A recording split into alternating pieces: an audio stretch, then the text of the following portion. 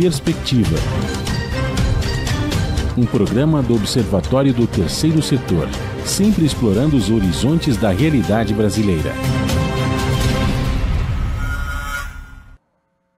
Olá, boa tarde, eu sou Joel Scala e está começando Perspectiva, um programa do Observatório do Terceiro Setor que vai trazer a vocês informações e as principais novidades do terceiro setor.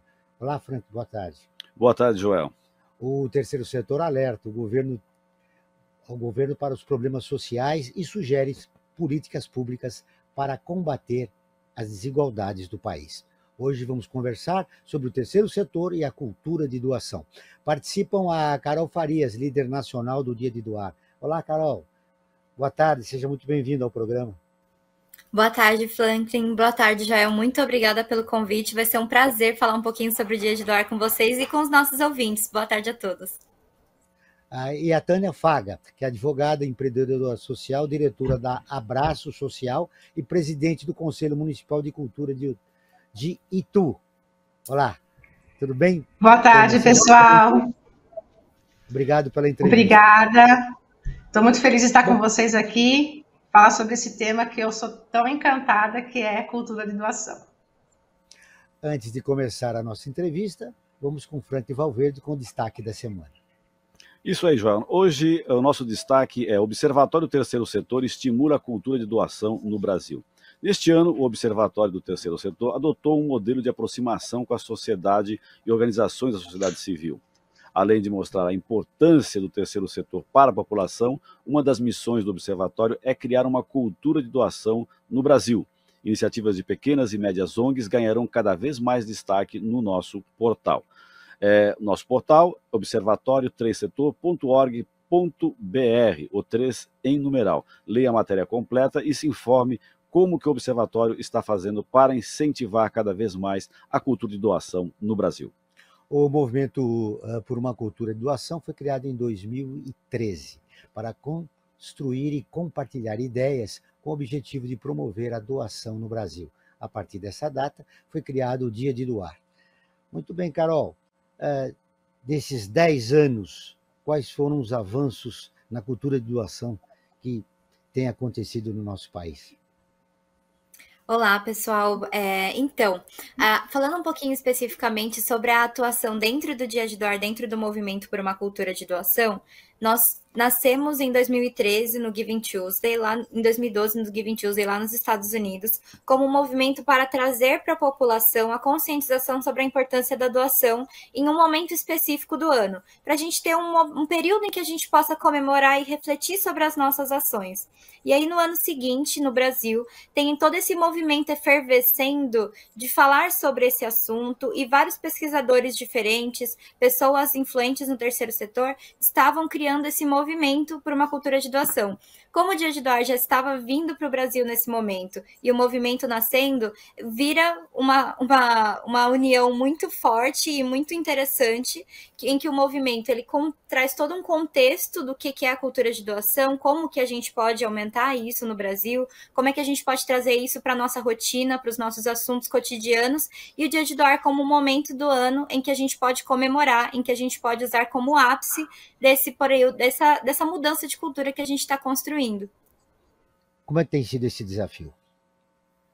Olha, a gente tem muitos desafios, mas a gente também tem muitas conquistas. Eu acho que trazer conscientização para o que o terceiro setor faz hoje é muito importante, e uma das iniciativas do movimento, por exemplo, foi a pesquisa sobre a influência do terceiro setor no PIB, que saiu esse ano, mostrando que 4% do PIB hoje é responsabilidade do terceiro setor. Se eu não me engano, 4,1%. Então, quanto mais a gente consegue trazer para as pessoas a importância do que a gente faz como um setor produtivo mesmo, como dados consistentes que fazem a diferença na rotina das pessoas e que ainda tem como objetivo a transformação social, a redução das desigualdades, a gente traz realmente isso para a realidade, para o cotidiano. E realmente cada um de nós consegue entender que se eu dou 10, 20, 30 reais por mês para aquela instituição, organização da minha cidade, que faz muito por nós, a gente realmente está criando esse novo movimento, a gente está criando uma cultura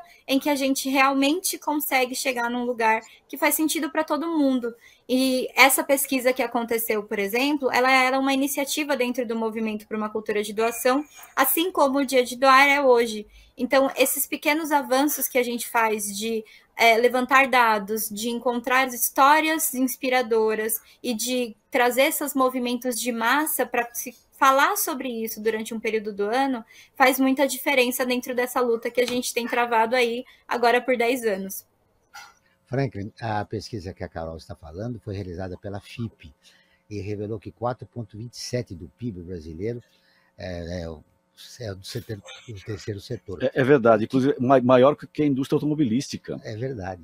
E que gera mais de 2 milhões de empregos. Sim, é importantíssimo. Né? E falta, às vezes, incentivo, até acho que estatal, para que o terceiro setor ganhe uma proeminência que merece, né? Porque, na verdade, o pessoal acaba, às vezes, vendo uma coisa menor, e não é fundamental, tanto na questão da geração de renda, né, para a economia, como também como forma de participação popular, uma questão de cidadania, né, Joel? É verdade. Agora vamos ouvir a nossa outra convidada, Franklin. Sim, a Tânia, inclusive até tem uma questão, Tânia. A Carol falou do Dia de Doar, que é importantíssimo. Agora, que iniciativas podem ser feitas para que isso não fique, às vezes, concentrado no dia de doar? Às vezes, no Brasil, tem uma certa cultura que o pessoal se concentra num determinado dia. Dia de vacinação, tudo bem, então todo mundo vacinar. Dia etc e tal, e aquilo acontece naquele dia. Mas, fora esse dia, tem outros 364 dias que precisam ser alimentados também, que precisam acontecer, não somente nesse dia. Esse dia é importante para conscientizar. Agora, o que pode ser feito para que essa cultura persista durante os 365 dias, quando não é bissexto, do ano? Olá, pessoal, tudo bem? Bom, primeiro quero dizer que eu sou uma grande admiradora do trabalho do Observatório do Terceiro Setor já há muito tempo. Vocês fazem Obrigado. Um trabalho incrível, acompanho vocês já há mais de 10 anos aí, vocês fazem um trabalho incrível, principalmente desmistificando que eu ainda sinto, quando a gente fala para a sociedade civil como um todo, terceiro setor, ela não consegue fazer a ligação imediata, que o terceiro setor são as organizações sociais, né? Isso ainda é distante. Quando você chega já falando do terceiro setor, demora para as pessoas entenderem que você está falando das organizações sociais. E acho que vocês têm feito essa desmistificação de uma forma bem bacana. Bom, como eu disse para vocês, é a primeira vez que nós participamos aqui em Itu, foi em 2022, né? Eu já sou voluntária há muitos anos, mais de 20 anos, em várias organizações sociais aqui da cidade. E essa cultura de doação, como o Frank estava falando, como nós podemos fazer, né? Porque geralmente ou em questões pontuais, datas, né? Datas efetivas. Uma coisa que a gente conhece muito, e eu sempre disse que o Dia de Doar veio para mim como quase uma realização de um sonho. Quando eu era criança, eu assistia o Criança Esperança, eu falava assim, eu queria tanto fazer esse Criança Esperança aqui na minha cidade, né? Porque as pessoas doam para o Criança Esperança e elas, efetivamente, elas não têm aquela sensação, né? Aonde será que foi? Não importa se foi 5, 7, 10. Mas ela não sabe assim, para onde será que foi o meu valor? Qual projeto que será que foi beneficiado? E eu acho que as nossas lideranças comunitárias aqui no município permite isso, porque o munícipe que faz a doação, ele consegue, né? Aqui, por exemplo, em Itu, nós adotamos o sistema de caixa único. As doações foram diluídas entre todas as participantes, de uma forma igualitária. E esse era um dos objetivos aqui da campanha, né? Mas a questão de como a gente pode fazer, eu acho que é criando outras campanhas, né? Então, por exemplo, o Franklin perguntou sobre abraço social. Abraço social era realmente conectar as organizações. Então, para vocês terem um exemplo, a síndrome de Down e o autista, né? A gente também pode se utilizar de datas comemorativas. Então, o Abraço Social fez o quê aqui em Itu? Fizemos um evento que chamou Out-Down. Eu uni as duas comemorações num evento grande aqui também numa praça. E nós também fizemos o mesmo sistema de captação que a gente fez com o Dia de Doar, fizemos com as organizações que trabalham com essas duas causas. Então, é uma questão de você também fomentar as datas, porque as pessoas às vezes se mobilizam, por exemplo, tem um vendaval, a pessoa vai lá e doa. mas ela não tem ainda essa cultura de doar sempre, né? Ainda aqui no Brasil ainda não, nós não temos, e é justamente isso que o Dia de Doar também propõe. Esse é o grande Temos desafio o dia, que você tem aí, né? mas temos que ficar também propagando esse dia através de campanhas e da conscientização das pessoas. O Franklin, quando ela falou, nós realizamos um evento grande, tudo em Itu é grande, né? É verdade. Talvez A se expectativa é grande não para podia ser Itu, outra. se é grande para Itu, imagina para nós, então. Como é que não... Mas olha, esse É evento enorme. Outdown foi o pioneiro do Brasil, viu? Foi o pioneiro do Brasil, Outdown. Essa união foi aqui em Itu, foi o primeiro. Então, e o evento... Só dizer que Tu é uma cidade sempre de vanguarda. Acho que na formação da República no Brasil... Nós somos o berço da República, né? É verdade, Exatamente. é importante O isso. que você ia falar, Carol? O movimento que aconteceu em Itu no ano passado foi realmente muito grande, assim, parece engraçado de falar, porque tem essa questão na cidade, mas a Tânia chegou, assim, entendeu o conceito da campanha comunitária, que é essa proposta de você unir as organizações para conscientizar a população, e ocupou uma praça inteira, colocou 28 organizações para trabalhar juntas nessa conscientização, criou, assim, vários movimentos entre os comerciantes, as organizações, atividades culturais, artistas locais, as empresas para apoiar o evento, tudo isso organizando em torno dessa data, do Dia de Doar.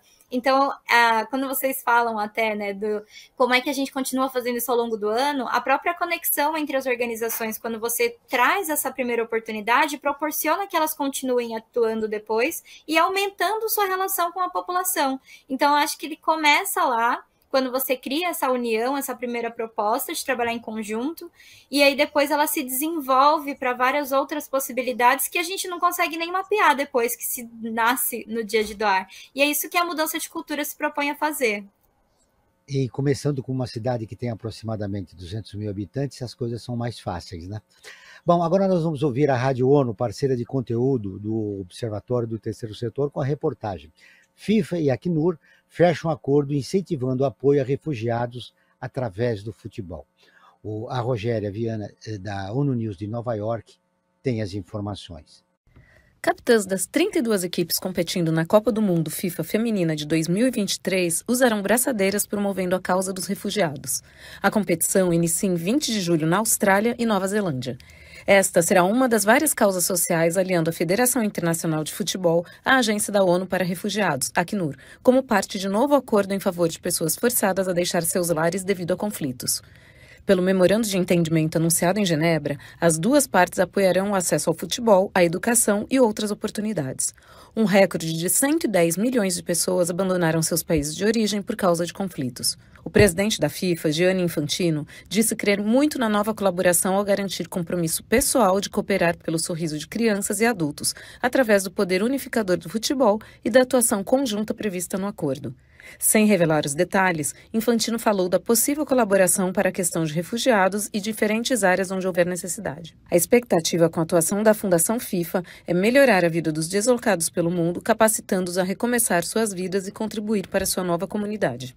Já o alto comissário da ONU para Refugiados, Filippo Grandi, sublinhou que a parceria por meio do futebol expressa solidariedade com vários milhões de pessoas obrigadas a fugir dos lares. O chefe do Acnur enfatizou a fama do esporte e o potencial de ser um divisor de águas para ajudar a superar os diversos desafios enfrentados por elas e promover a inclusão nas comunidades onde estas acharam segurança. Uma parceria entre a FIFA e o Acnur fez um apelo global mobilizando fundos para deslocados pelo conflito na Ucrânia. A FIFA e o Acnur ressaltaram a colaboração que une as duas instituições nos últimos 4 anos. Com o novo memorando, as partes prevêem energizar iniciativas de futebol em favor da coesão social, da educação e do desenvolvimento da juventude, com foco na oferta de soluções e oportunidades através do desporto. Da ONU News em Nova York, Rogéria Viana. Muito interessante, Franklin.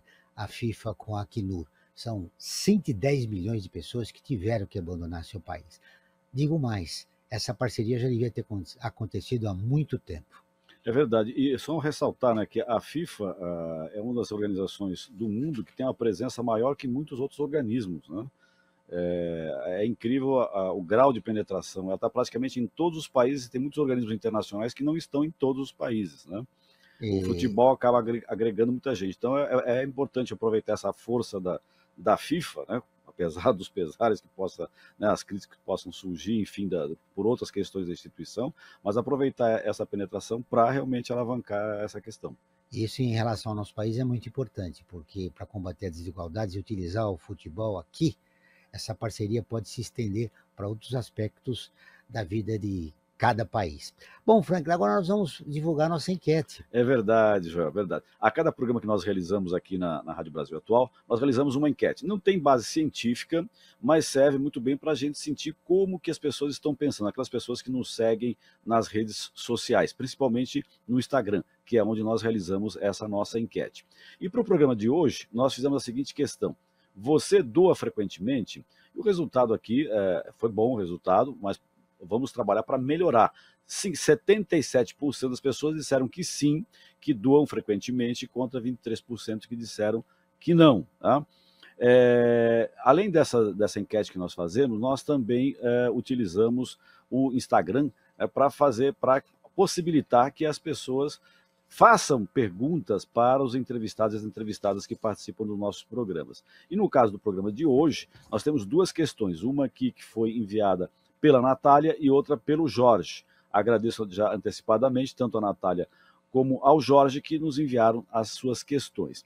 Então vamos iniciar aqui com a Carol, uma pergunta que foi enviada pela Natália. Ela diz o seguinte, pergunta o seguinte, melhor dizendo: a extrema pobreza no Brasil ajuda ou atrapalha na cultura de doação Pergunta interessante, do país? hein? É verdade. E também podemos repercutir com a Carol, o Franklin, esses números, se surpreendeu ou não. Exatamente. 77% que doam frequentemente, com 23% não. Isso é a realidade que você observa nessas andanças pelo Brasil, Carol? Olha, tem duas perspectivas que a gente pode olhar para essa pergunta e para essa resposta.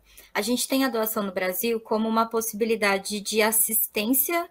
Então, você olha para alguém de uma forma que ela precisa de uma doação para que ela deixe de passar fome em um momento e que você supre a necessidade daquele momento, e isso é uma forma de você doar, e é uma forma super válida, que dentro do contexto que a gente tem hoje de desigualdade e fome, ela é muito, muito importante, porque a partir que alguém com fome não produz nada, e o nosso objetivo é a gente ter um país mais produtivo, cada vez mais produtivo.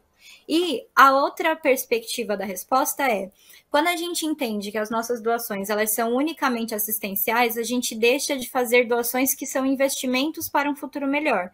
E eu acho que é esse investimento que a gente deixa de entender um pouco dentro das nossas doações. Então, por exemplo, quando eu dou para uma organização que ela trabalha diretamente com geração de vínculos entre famílias ou organizações comunidades, eu estou proporcionando que uma criança deixe de estar na rua durante o dia, que ela possa ter um contraturno escolar durante a tarde, por exemplo, quando a mãe dela está trabalhando. Eu proporciono que essa mulher tenha tempo suficiente para trabalhar, porque ela não precisa estar em casa cuidando dos seus filhos, e isso quem está fazendo esse trabalho hoje, que a gente não tem articulação ou capacidade do governo chegar em todos os espaços, são organizações sem fins lucrativos. Então, eu preciso doar para quem está com fome? Se eu posso, sim, devo, sim. Ninguém deve passar fome no Brasil, mas eu também preciso entender o meu papel dentro desse ecossistema como cidadão para que a gente consiga realmente trazer novas oportunidades para quem não tem. Então, eu acho que a gente consegue enxergar dessas duas formas. É interessante a colocação que a Carol fez, Franklin. Ou seja, nós precisamos tomar consciência de como nós doamos, né? E por que nós doamos, né? Não adianta só ter essa visão assistencialista de entregar uma cesta básica para uma família que está passando fome. O Brasil, falando em fome, o Brasil em 2018 já entrou novamente no mapa da fome. Agora é preciso as causas. Por que essas pessoas estão passando fome? E como eu posso contribuir para uma organização que não só combate a fome pontual, mas produto de uma estrutura que gerou a desigualdade do país, né? Não é isso, Carol? Justamente. E assim, a gente vê grandes tragédias que mobilizam grandes doações e as pessoas ficam super mobilizadas, do tipo, quando aconteceu aqui no litoral norte de São Paulo, por exemplo, foram milhões e milhões e milhões de reais doados porque todo mundo via claramente uma necessidade. Mas a necessidade, ela acontece o tempo todo, em todas as cidades, em várias situações diferentes, e não é porque teve um grande acontecimento, uma grande tragédia, que é só nesse momento que a gente doa.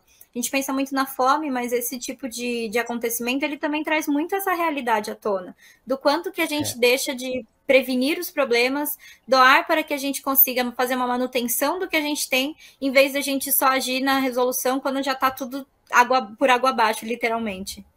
É verdade.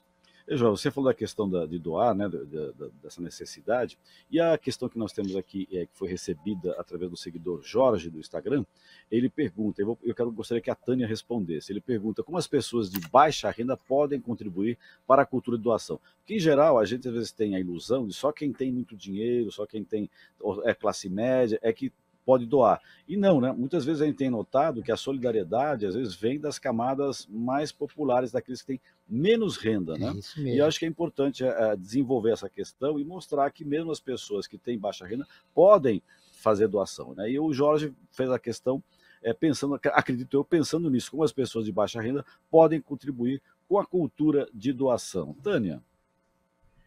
Bom, vamos lá. Acho que essa pergunta era para ser para mim mesmo, porque eu sempre faço uma brincadeira envolvendo essa questão quando eu vou fazer com as organizações, que é assim, pergunta para as pessoas, ou quando a gente vai fazer alguma abordagem de voluntário, qual que é a coisa mais difícil da gente conseguir hoje em termos de doação? E aí sempre a primeira resposta é dinheiro, né? Geralmente as pessoas falam que é dinheiro, e enfim, mas não é. O mais difícil de tudo de você conseguir é o tempo das pessoas. Então, aí a gente fala sobre o quê? Vamos a falar sobre o voluntariado. Então, isso está cada vez mais difícil, as pessoas despenderem o tempo delas. Então, assim, vou usar como um exemplo uma organização que nós temos aqui, que chama Bom Samaritano. Eles fazem um trabalho de acompanhantes em hospitais. Tem muitas pessoas que chegam nos hospitais, elas não têm acompanhantes para ficar com elas, não tem na parte de recuperação. Tanto as pessoas, por exemplo, em acolhimento, para serem acolhidas, quanto os próprios pacientes. E é uma dificuldade imensa de encontrar pessoas para ficar com essas pessoas. Então, ela pode ser uma pessoa que ela não tem uma renda, mas ela pode disponibilizar o seu tempo para isso. O seu tempo para conversar com as pessoas. O idoso, eu sempre falo, o idoso ele só quer que a pessoa vá lá e ouça o que ele tem para contar, as histórias que ele tem para contar de vida. A pessoa pode ser, por exemplo, uma coisa que a gente está desenvolvendo aqui, que é um portal do voluntariado especializado, porque eu sempre falo que as pessoas elas querem doar, elas querem participar. Só que muitas vezes elas falam assim, muitas vezes as minhas amigas falam assim, eu queria ser voluntário, mas eu não sei aonde. Mas eu não queria trabalhar na barraquinha do pastel da festa junina. Eu sou, por exemplo, uma fonoaudióloga e eu queria contribuir 1 hora da minha semana para uma criança em situação de vulnerabilidade, para uma criança que tem autismo.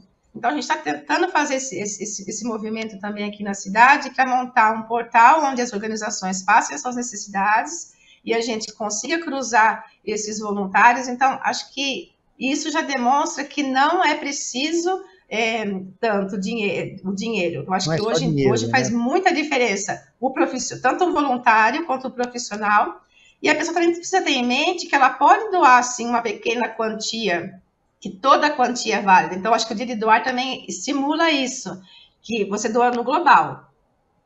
É muito importante você colocar isso, porque todo mundo pensa, olha, eu tenho ou não tenho dinheiro.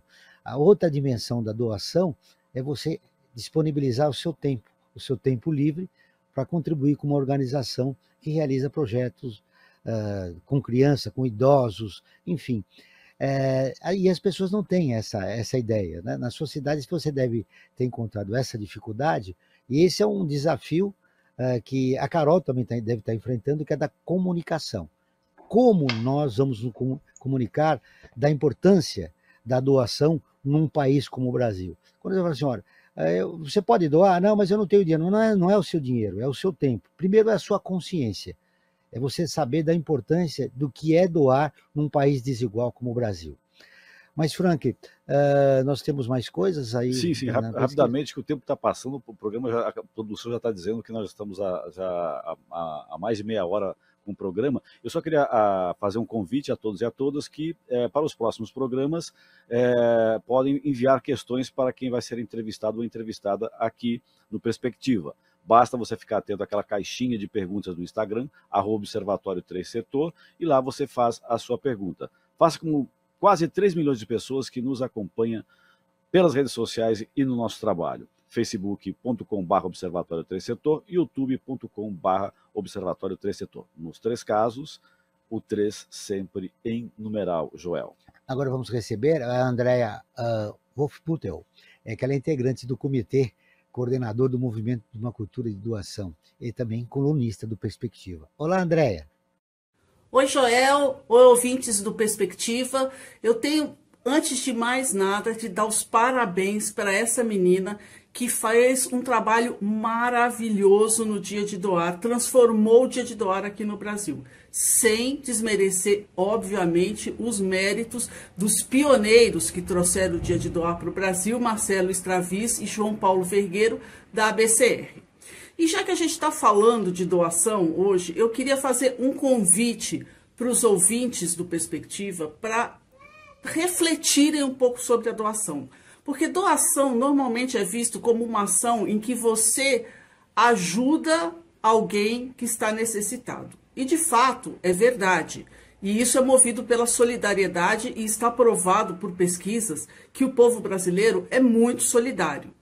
Mas eu enxergo a doação, além de ajudar alguém, ela também é uma oportunidade para que nós criemos um mundo mais parecido com aquele que nós sonhamos, que nós a oportunidade para que nós resolvamos alguns problemas que nos incomodam. Eu vou dar um exemplo. Eu moro em São Paulo e me incomoda muito o fato de que cada vez nós temos mais moradores de rua aqui. Então, eu apoio organizações que fazem capacitação, que geram emprego, que mostram como as pessoas podem empreender, como podem começar a trabalhar e ter alguma renda e tirar essas pessoas da rua. Eu também apoio organizações que tratam com dependentes químicos, que procuram novos tratamentos. Então, isso para mim não é uma doação para essas pessoas, é uma doação para melhorar a cidade em que eu vivo, para melhorar o lugar onde eu estou também. Então, eu quero dizer que a doação não é só uma ajuda para os outros, mas é uma ajuda para nós, porque melhora o mundo onde nós estamos. Então, se você se importa com a cidade onde você vive, com o planeta em que você vive, se você não gosta que a cidade não tenha praças ou não tenha árvores, ou que esteja poluída, ou que esteja suja, o patrimônio histórico não esteja sendo cuidado, apoie organizações que cuidam disso. Isso vai fazer com que você viva num mundo melhor. Muito bem, essa foi a Andrea Wolfbüttel, colunista do Perspectiva, que volta na próxima semana. Tânia, essa experiência que a Andrea falou é o que você vive aí na tua cidade, né? Especialmente sobre os moradores de rua, é uma coisa assim que a gente precisa também ter uma atenção e às vezes desmistificar as pessoas que olham, né? Porque as pessoas, ela tem esse olhar empático, né? Mas a maioria das pessoas, aqui nós temos acho que 2 organizações que fazem um trabalho. Tem uma que ela recebe os moradores de rua numa segunda-feira, eles chegam lá, pegam uma troca de roupa, tomam banho, cortam o cabelo, faz a barba, e depois eles participam de um culto no domingo, por exemplo. Mas as pessoas, quando vão ajudar, elas falam assim, eu não vou ajudar, porque eu dando tudo, tem essa perspectiva, né? Se eu ficar dando tudo, eles se acomodam e não querem que ela acabe a capacitação. Só que, infelizmente, o buraco é mais embaixo, vamos dizer assim, né? Porque enquanto as necessidades básicas elas não são cumpridas, elas não tem como você passar para um outro nível. E, às vezes, é uma questão de ter um atendimento. A dificuldade que elas têm, essas organizações, por exemplo, elas terem que ter uma parte psicológica, porque já é um problema de saúde, né? Aí as pessoas falam assim, mas é um problema de saúde pública, então, o primeiro setor que deveria resolver. Então, essa cultura de doação que eu acho muito importante é que as pessoas precisam se sentir pertencendo, que elas também têm a responsabilidade. A sociedade civil tem a responsabilidade. Aqui, por exemplo, eu sempre trabalho nesse tripé. Poder público, segundo setor e o terceiro setor. Né? Eu sou uma privilegiada, sempre falo para a Carol, porque o poder público aqui abraça sempre tudo comigo. Né? Então, assim, eu tenho essa entrada com eles e isso é muito importante. Mas muitas pessoas ainda acham que assim, eu não vou fazer porque o poder público que deveria fazer. Então, assim, a gente precisa desenvolver, junto com essa cultura de doação, esse pensamento que nós também temos as mesmas responsabilidades que eles têm. E as pessoas falam assim, mas a minha ajuda não vai fazer diferença. Isso a gente também precisa quebrar, porque a nossa ajuda, por menor que seja, ela vai fazer a diferença quando você pensa no coletivo. É verdade.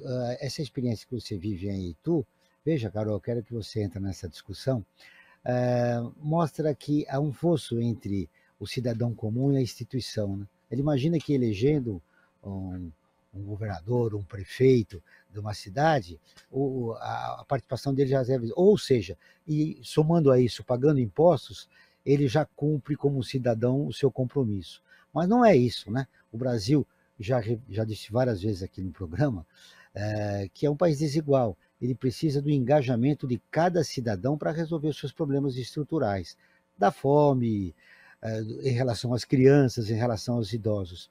Você também tem enfrentado esse preconceito daquele cidadão que resiste e fala, olha, eu já dou, eu já pago meus impostos, eu, na verdade, não quero participar. Como seria desenvolver um processo de consciência dentro desse projeto, né, do Dia de Doar, para que esclareçam as pessoas a respeito do pertencimento. Eu me pertenço a essa cidade, a esse bairro, a esse país, e, portanto, eu sou responsável também pelo que acontece aqui. Perfeita pergunta, Joel. Eu acho que é muito importante a gente sempre, quando a gente está falando da transformação que a gente quer ver no mundo e que a gente está liderando, a gente precisa falar disso com muito amor e com muita alegria.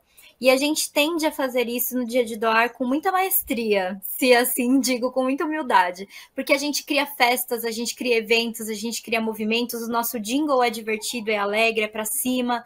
E é essa sensação que a gente quer trazer para as pessoas. E é só assim que elas se sentem pertencendo a algo. Eu não quero pertencer a algo que me traz dor, eu não quero pertencer a uma escola em que aquelas crianças que passam o dia naquela escola sentem fome. Eu quero pertencer a um espaço onde as crianças brincam, onde eu posso ver felicidade, onde eu posso ver a mudança que eu quero ver no mundo. Então, é justamente essa sensação que a gente cria através desse movimento num dia de comemoração, que depois se perpetua ao longo do ano. Então, eu acho que esse é um ponto principal e muito importante. Sempre trazer as doações que a gente está pedindo, não como algo que vai ser assistencial ou que vai tirar os problemas do mundo das costas da outra pessoa, mas sim como uma sensação de quanto melhor a gente pode ficar através desse bem que você faz. E para isso vocês criaram um jingle, né? Foi, a gente pode ouvir o nosso jingle. Vamos lá, fica na cabeça, não dá para tirar depois. Dia de doar, dia de apoiar, dia de fazer a diferença. Dia de doar e participar, você pode ser a diferença. É dia de doar. Quem tem coração doa. Quem doa, transforma. Todas as organizações da sociedade civil agradecem. Tá aí. Esse é o jingle do Dia de Doar. Eu queria fazer uma observação sobre esse jingle, posso, rapidinho? Por favor, vamos lá. Esse jingle foi uma experiência incrível aqui na cidade. Eu convidei uma academia de dança, do que eu, desde minha juventude, sempre frequentei, e as alunas toparam, né? Então, a gente mandou o jingle, eles criaram uma coreografia, e aí nós filmamos em alguns pontos turísticos aqui da cidade, o Orelhão, o Parque do Varvito, que é aqui, né, na América Latina. Então, e aí nós fizemos esse jingle e ele bombou nas redes sociais, né? E no poder público, todos os lugares, até no elevador, tudo tinha. Então, a gente entrava nos lugares, as pessoas estavam cantando. E a rádio da cidade, a maior rádio da cidade daqui, que, por exemplo, você passa no centro da cidade, todas as lojas estão ligadas nessa rádio, eles soltaram uns 4, 5 vezes durante o período, né? Então, todo mundo, você passava, o pessoal estava cantando esse jingle. Foi uma experiência incrível, realmente. É através da música que a gente provoca mudanças, né? E vocês estão provocando mudanças aí na cidade de Itu. Uma pesquisa Periferias e Filantropias, apresentada pela iniciativa PIPA em 2022, os dados mostram que durante a pandemia o terceiro setor movimentou cerca de 5,3 bilhões em recursos cerca de 56% das organizações revelaram que não obtiveram aumento nos recursos. Nós falamos um pouco sobre isso, eu quero voltar nesse assunto, Tânia e Carol. Nós tivemos um reconhecimento da sociedade dos problemas sociais que se agravaram, que já existiam e se agravaram durante a pandemia. E houve uma resposta muito interessante da sociedade, mas no pós-pandemia acabou-se esses recursos, não é? Como reativar, como, através do Dia de Doar, por exemplo, mostrar para a sociedade que não é só no momento excepcional, como de pandemia, que se deve se doar, mas sim no dia a dia, né? Todos os dias, porque os problemas sociais do país não acabaram. E aquelas doações serviram para que, eventualmente, as organizações da sociedade civil continuassem desenvolvendo seus projetos, já que elas perderam recursos, né? Como no pós-pandemia, novamente estimular a chegada de novos recursos para o terceiro setor. Quer falar, Carol? Sim. Teve um momento, Joel, que você perguntou sobre comunicação, sobre como é que a gente consegue criar esse vínculo. E eu acho que a gente, como pessoas que estão na mídia, né, assim, sabe a construção da pauta, sabe a dificuldade que é você pautar alguém, você trazer o assunto à tona. Então, quando a gente cria para as organizações do terceiro setor de todo o Brasil, toda uma fundamentação e uma base de comunicação para que ela consiga expor o que ela faz para as pessoas, e aí a gente traz jingles, releases, materiais de comunicação, posts para as redes sociais, tudo quanto é tipo de material impresso, para que a gente consiga empoderar a voz da organização e a organização consiga ocupar os seus espaços de mídia local, de rádio, de TV, de revista, de jornal, para que assim vire uma pauta dentro daquele ecossistema. E aí, através dessa relação que você cria entre a organização e a população, você aumenta as possibilidades de todo mundo trabalhar em conjunto. Então, eu acho que tudo isso acaba meio que conectado, sabe? A gente precisa conseguir se comunicar para criar esse vínculo. Vamos lá. O que você acha? Eu queria falar sobre isso que você falou, importante sobre que ele falou da Covid, né? Foi essa crescente de doação, mas eu queria falar sobre a perspectiva uma pesquisa que a FIPA fez. Isso, uma perspectiva que eu sempre falo assim, que a Covid trouxe coisas ruins, mas também entre algumas coisas foi boa. E uma coisa que eu entendo que ela foi boa para as organizações sociais, na verdade foi um grande puxão de orelha, que a gente já vinha puxando a orelha de muitas delas, era o seguinte: muitas delas fixavam a sua captação de recurso única e exclusivamente em eventos sociais. Pizza, baile, show, bingo, claro que elas precisam complementar, né, com isso também. Mas muitas focavam só nisso, e a gente sempre falava assim: olha, vocês precisam trabalhar em projetos, em captação de recursos, lei de incentivo e tudo mais, e as organizações, elas sempre iam protelando isso.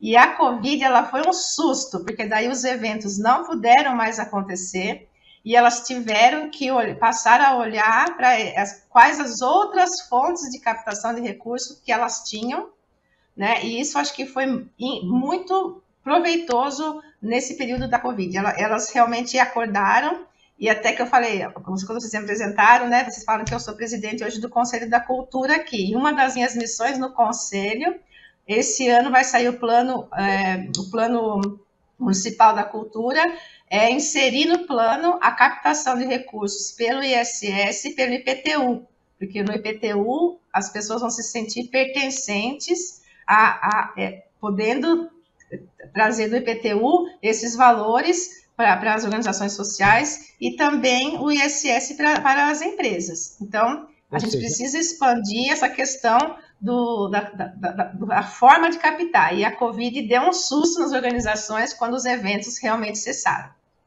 Ou seja, a pandemia mostrou que as organizações precisam ser mais criativas.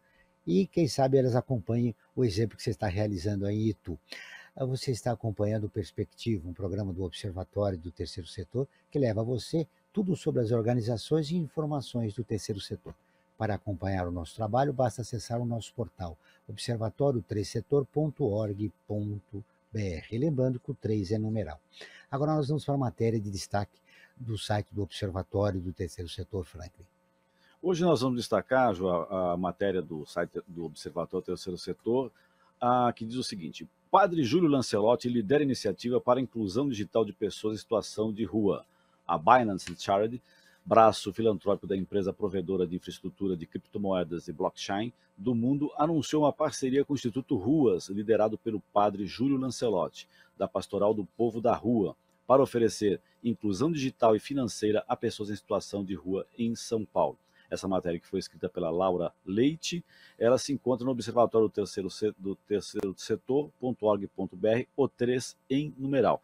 E eu gostaria, Joel, aproveitando, né, que nós estamos falando aqui do Padre Júlio, pessoa fantástica, que tem um trabalho, olha, é uma pessoa que já foi feita uma campanha anos atrás, aí eu acho que poderia voltar, para ele, que ele mereceria o Prêmio Nobel da Paz, sabe, tal o trabalho que o Padre Júlio desenvolve aqui na cidade de São Paulo. E foi feita uma música em homenagem ao Padre Júlio, chama-se Mão de Flor. A gente podia ouvir um trechinho dessa música e depois ter algumas questões para a Carol e a Tânia.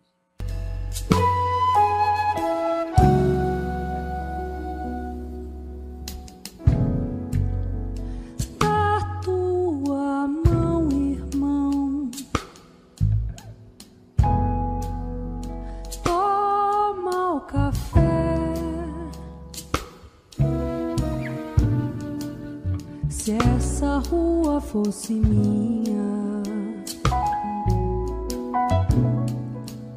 eu tirava o frio do chão. Essa é uma música, Mão de Flor, canção da Martina Marano e do Pedro Marques. É uma homenagem ao Padre Júlio Lancelotti, foi lançada em videoclipe no dia 1º de julho, né? Ela se encontra no YouTube, até convido as pessoas que acessem lá e ouçam essa música. É uma bela homenagem que mostra, retrata o trabalho que o Padre Júlio tem feito durante décadas, né? Com o povo de rua, né? Com a pastoral do povo de rua, principalmente, né? Então, eu queria perguntar tanto para a Carol e para a Tânia que elas falassem um pouco sobre esse trabalho de doação, porque o Padre Júlio tem a vida dele doada quase que integralmente às causas sociais, ao povo de rua, né? Eu gostaria que vocês fizessem um comentário, nem que fosse breve, sobre esse trabalho de doação do Padre Júlio, porque, olha, ele é um grande exemplo de doar, né? Acho que em todos os sentidos o Padre Júlio, acho que ele tem a sua vida para a doação, né? Carol. Eu acho que toda forma de doação, ela inspira a gente a se espelhar nesses exemplos, né? E quanto mais exemplos de pessoas a gente puder acompanhar, quanto mais a gente conseguir ver que dá para encaixar na nossa rotina, dá para nós sermos doadores daquilo que a gente tiver disponível, que seja tempo, dinheiro, às vezes um carinho, tipo uma atenção que você dá para uma pessoa, você olha para ela com um pouco mais de atenção, isso já traz uma nova perspectiva, e eu acho que é isso que ele faz com muita maestria e que cada um de nós poderíamos usar como grande inspiração. Tânia. Eu também quero fazer um paralelo, né, com o trabalho que o padre faz, com o trabalho que os padres daqui da cidade fazem. Como vocês sabem, aqui a Roma, né, Brasil, aqui nós temos infinitas igrejas, acho que são mais de, enfim, 10 igrejas, inclusive os supermercados, quando vem aqui, faço essa brincadeira, vem o supermercado Caetano, as pessoas não aceitam, as pessoas chamam o supermercado de São Caetano, porque aqui tudo vira santo, né? O catolicismo é bastante enraizado aqui na cidade, e o exemplo, se não for todas, 90% das dioceses, das igrejas aqui. Então.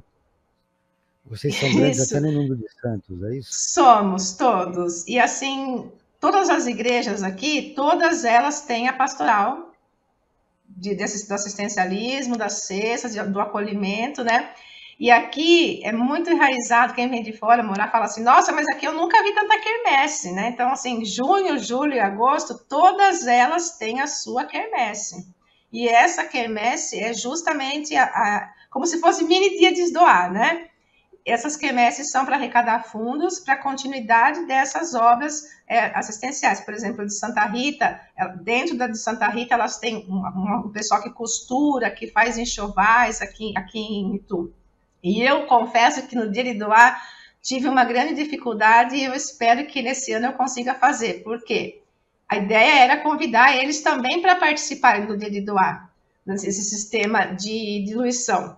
Só que no montante eles iriam representar mais da metade, né? Se eu colocasse todas as igrejas, elas iam dar quase o dobro das organizações. Então a ideia esse ano é trazer uma representante, né, do movimento da Igreja Católica para representar todas as obras da Quiritu e que eles participem também junto com a gente, assim como as outras igrejas, uma da evangélica, uma do Kardec, uma da Umbanda. A gente também quer trazer isso também para o Dia de Doar aqui em 2023. O Dia de Doar está alinhado aos 17 Objetivos de Desenvolvimento Sustentável da Agenda 2030 da ONU. O ato de doar pode impactar diversos setores da sociedade, como a erradicação da pobreza, as desigualdades, além da promoção de saúde, bem-estar, educação de qualidade e crescimento econômico. Carol, um dos objetivos, como eu disse, está alinhado, né, a essa campanha nacional que vocês realizam. Como você enfatizou, não é necessariamente só um dia. Um dia foi estabelecido para alertar as pessoas, mas o importante é que cada dia seja um dia de doar, seja através do voluntariado, seja através de uma maneira contribuindo financeiramente com alguma organização. Como essa união entre os objetivos da Agenda 2030 e o Dia de Doar podem causar um melhor resultado nesta campanha de doação no país? Perfeito, Joel. Eu acho que quando a gente mostra para a população a força que a gente tem do trabalho que a gente faz, a gente deixa de falar que... A gente deixa de se apresentar como somente voluntários, mas sim como organizações sérias, que têm CNPJ, que têm administração, que profissionais que são capacitados para fazer isso, que tem toda uma estrutura que proporciona essa transformação social. E a gente mostra que tudo isso está conectado. Olá, pessoas da comunidade, olá, pessoas aqui da nossa cidade. Estamos juntos todos para que você consiga olhar para a gente e ver o potencial do nosso trabalho e ver o que a gente está fazendo de verdade. Abrir as nossas portas das nossas organizações para que vocês entrem, conheçam o que a gente faz e assim a gente consegue criar um vínculo maior. Então, eu acho que é nesse ponto que a gente usa esse ápice, sabe? Para criar essa conexão entre as organizações e mostrar a força desse movimento em conjunto, não só o trabalho pontual de cada uma e ao longo do ano, mas sim o quanto a gente consegue se articular e criar esse movimento unificado. Perfeito. Tânia, nós sabemos que o terceiro setor ele é composto por pequenas, grandes e médias organizações, né? As grandes organizações elas têm uma estrutura, então elas já têm uma forma sistemática, digamos, tem toda uma técnica de captação de recursos, né? E o problema maior fica com qual? Com quem, melhor dizendo? Fica com as pequenas e com as médias organizações. Então, de que forma que a cultura de doar pode auxiliar essas instituições que não têm uma estrutura tão grande para captação de recursos? Então, esse foi um dos grandes objetivos quando eu fiz a entrevista com a Carol, né? Que eu falei e acho que a maioria sente isso. Aqui em Itu, a ideia era, lógico, a doação em valores, né? Mas também a doação era dar visibilidade para as organizações. Como o Frank está falando, quando você fala de organizações, eu percebia que a pessoa conseguia citar 5, que geralmente são essas mais estruturadas, que têm uma comunicação melhor e tal. Então, de doar praticamente como ele faz, né? A pessoa que é a líder comunitária, ela faz um portal, um movimento, traz as pessoas, a pessoa olha lá as organizações, escolhe qual ela quer doar e doa. Aí eu falei, mas aqui não faz sentido, eu não quero desse jeito, por quê? Porque a pessoa vai entrar nesse portal, ela vai ver lá as 28 e ela vai doar para aquelas 5 que ela conhece. Então, aqui era desconstruir isso. Na minha visão, a primeira coisa que eu queria com o Dia de Doar era dar visibilidade para essas organizações que as pessoas não conheciam aqui na cidade. E isso foi super legal, de fato aconteceu. Outra coisa é que essas pequenas não estavam nas redes sociais, elas não tinham percepção do poder que elas teriam quando elas fossem para as redes. E isso aconteceu também, e eu agradeço muito também a comunicação que o Dia de Doar faz, entrega para a gente, vamos dizer, mastigado. Então, ele vinha mastigado para mim, e eu mastigava mais um pouco, e passava para essas organizações menores, elas praticamente só tinham que replicar as imagens que eu já mandava para elas pronta. E isso foi dando um volume por conta das hashtags, né? Outra coisa que foi incrível foi a conexão entre elas. Algumas começaram a trabalhar juntas, até em termos de comprar as coisas. Por exemplo, organizações da primeira infância, que têm coisas parecidas, começaram a fazer trocas, né? Então, assim, como você está perguntando, como essas pequenas podem ser beneficiadas? Então, assim, alavancando essa visibilidade. Com essa visibilidade, as pessoas que não conhecem podem doar financeiramente, podem novamente doar o seu voluntariado. Eu sei que muitas parece que conseguiram professor de balé, voluntário, depois se conheceram, né? E outras coisas já vêm acontecendo. E assim, outro dia a menina falou para mim assim, consegui um trabalho, inclusive essa organização aqui, eu incluo, que trabalha com crianças, com pessoas deficientes, consegui um trabalho, uma vaga PCD para o fulano de tal. Daí eu falei assim, como que você conseguiu? A fulana do projeto tal fez a ponte. Daí eu falei, pera um pouquinho, vamos voltar um pouquinho mais lá atrás, que é o que a Carol falou. Mas aonde que essa que indicou e essa que falou, que entregou para outra, se conheceram? No dia de doar. Eu falei, bom, missão foi cumprida. Né? Então, assim, essa interligação... da ponte, né? É essa conexão que o dia de doar faz que movimenta depois do dia para frente. Que é justamente o que você está falando, como essas menores podem se beneficiar. Inclusive, como eu falei, o abraço social surgiu por conta de visualizar essa deficiência. Elas não têm dinheiro para pagar um captador de recursos, elas não têm para elaborar um projeto, então elas podem conseguir ou como voluntário, e a ideia do abraço era ser um braço para elas também nesse sentido.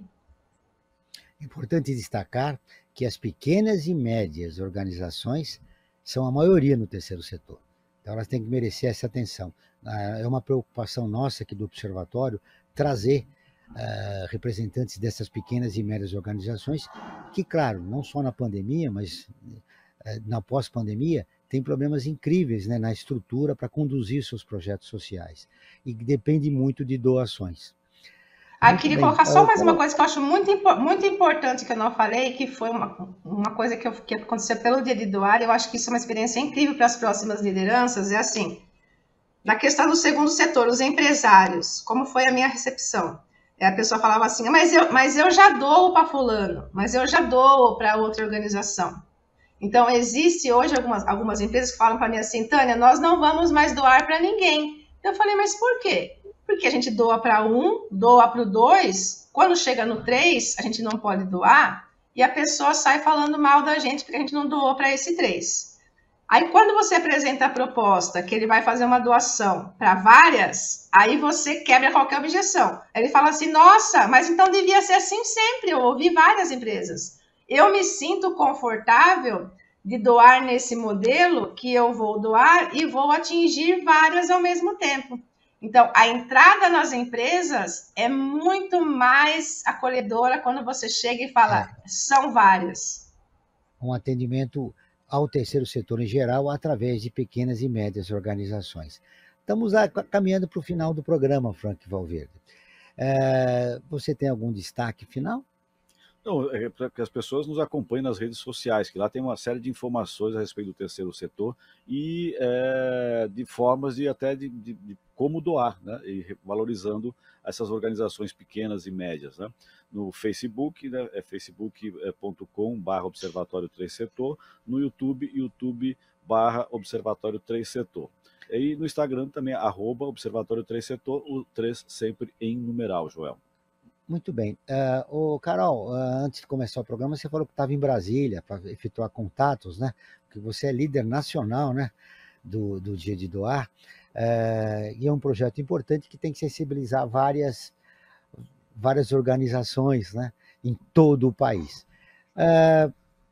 Pergunta final, Carol. De que mais importante você gostaria de deixar registrado, rapidamente, para a gente fechar nossa entrevista com você e com a Tânia? Eu acho que a minha mensagem final é: todo mundo pode participar do Dia de Doar, todo mundo pode fazer uma doação, que seja de tempo, de dinheiro, de talento, que seja o conhecimento que você compartilha de uma organização que você já doa com outras pessoas. E eu acho que esse espírito que a gente traz é o que eu pulverizo em todos os lugares como líder nacional. Eu rodo o Brasil para trazer essa conscientização para as pessoas, e cada um de nós pode fazer isso, pedindo doações para a sua organização, incentivando a doação através do pedido ou compartilhando o pedido com outras pessoas. Se a gente não traz essa conscientização à tona, ela simplesmente não existe. Então, cada voz é uma mensagem que traz muita força para o movimento. Tânia, suas conclusões rapidamente finais.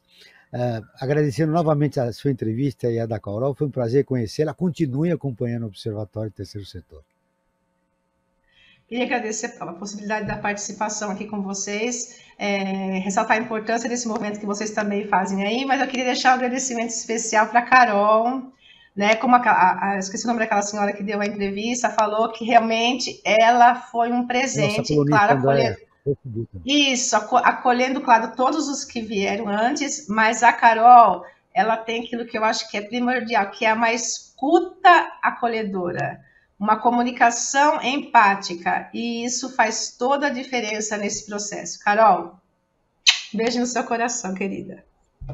Novamente, parabéns pelo teu trabalho, Tânia, e para você, Carol, um grande abraço e parabéns novamente pelo trabalho que você vem realizando, como você é líder nacional do Dia de Doar. Esperamos encontrar as duas nos nossos próximos programas. O Perspectiva está terminando. Agradeço a presença de Carol Farias, líder nacional do Dia de Doar. Tânia Faga, advogada e empreendedora social, diretora da Braço Social. Se você quiser rever esse programa, é só acessar youtube.com/observatório 3 Setor ou no nosso portal observatório3setor.org.br. Esse programa foi produzido pela equipe do Observatório do Terceiro Setor. Na próxima quinta-feira, às 16 horas, acompanhe nosso programa Brasil ODS. Na pauta do programa, Sociedade e Consumo de Drogas. Ficamos por aqui, sempre na luta por uma sociedade mais justa, solidária, sustentável e tolerante. Até o próximo programa.